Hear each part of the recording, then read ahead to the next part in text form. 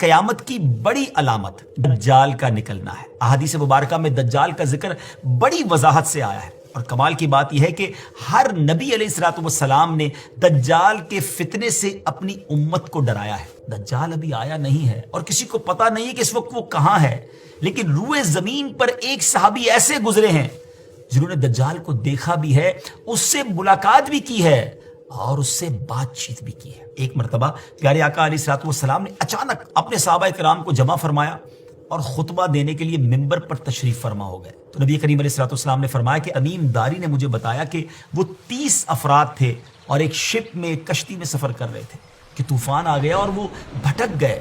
تقریباً مہینہ بھر وہ سمندر میں گھومتے رہے اور ایک دن سورج غروب ہونے کے وقت ایک نامعلوم آئلینڈ پر پہنچے۔ انہیں وہاں سیاہ رنگ کی مخلوق نظر آئی جس کے جسم پر بال بہت زیادہ تھے۔ انہوں نے اس سے پوچھا کہ تم کون ہو؟ اس نے کہا میں جاسوس ہوں۔ تو کہا کہ ہمیں اپنے بارے میں کچھ بتاؤ۔ اس نے کہا کہ نہ میں تمہیں کچھ بتاؤں گا نہ تم سے کچھ سنوں گا، تم اس بت خانے میں جاؤ، وہاں ایک شخص تمہارا بڑی بے چینی سے ویٹ کر رہا ہے، وہی تمہیں کچھ سنائے گا بھی بتائے گا بھی۔ پھر وہ سب اندر چلے گئے۔ وہاں ایک شخص سختی کے ساتھ زنجیروں میں جکڑا ہوا تھا۔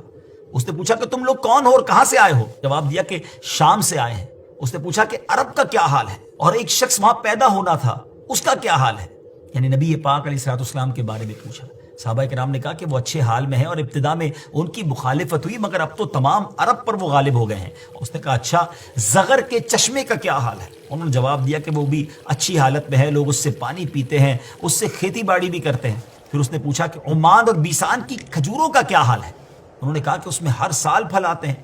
یہ سن کر اس شخص نے 3 چیخیں ماری اور بولا کہ میں دجال ہوں۔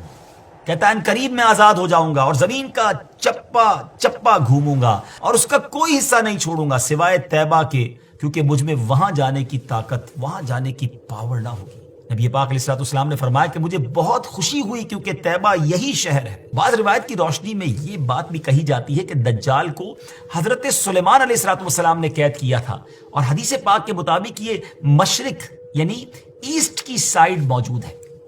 دجال کا فتنہ تاریخ انسانی کی ابتدا سے لے کر انتہا تک تمام فتنوں سے بڑا اور خطرناک فتنہ ہے۔ مختلف احادیث میں دجال کا جو حلیہ بتایا گیا ہے وہ یہ ہے کہ دجال ایک جوان مرد ہوگا، لمبا قد ہوگا، جسم بہت موٹا ہوگا، ایک آنکھ سے کانا ہوگا، اور ایک کانی آنکھ ایسی ہوگی جیسے پھولا ہوا انگور، اور جبکہ اس کی ایک آنکھ خون آلود ہوگی۔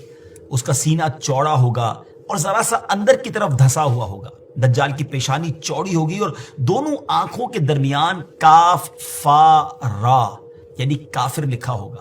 دجال کے نکلنے سے پہلے دنیا بہت بری حالت میں ہوگی۔ اس کے نکلنے سے 3 سال پہلے سے اس دنیا میں خشک سالی پھیل جائے گی، خشک سالی کا گویا سال پھیل جائے گا۔ علمی اور روحانی قحط بھی برپا ہوگا۔ دین کے معاملے میں لوگوں میں کمزوری پیدا ہو چکی ہوگی، علماء اور دیندار لوگوں کی قلت ہوگی۔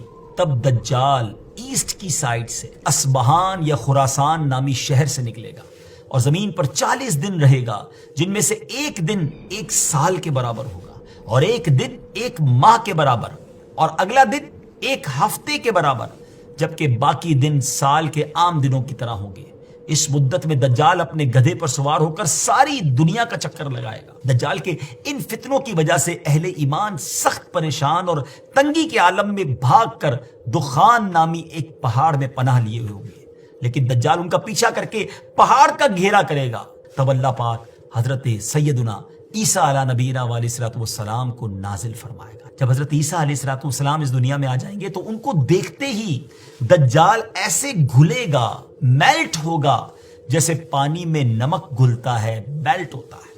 آپ علیہ الصلوۃ والسلام دجال کو مقام لد پر قتل کریں گے اور اس کے فالوورز میں سے ایک بھی کسی کو بھی زندہ نہیں چھوڑیں گے۔ یہ فتنہ بہت شدید ہوگا ناظرین۔ نبی پاک علیہ الصلوۃ والسلام نے فرمایا جو سورہ کہف کی پہلی 10 آیتیں یاد کرے گا دجال کے فتنے سے محفوظ رہے گا۔